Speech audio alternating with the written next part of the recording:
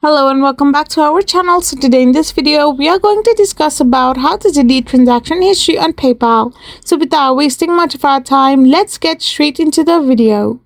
So talking about it, generally you cannot directly delete individual transactions from your PayPal transaction history. However, you can still archive transactions to hide them from your activity page. So alternatively, deleting your entire PayPal account will also remove your transaction history, but this means that you will no longer have access to your particular channel. So once you have deleted your PayPal, you will get no access to any of the details or the account itself. So to archive transactions, you can simply log into your PayPal account and go to your activities. Once you're in the activity tab, find the transaction you want to archive. Simply click on archive option that is right next to the transactions.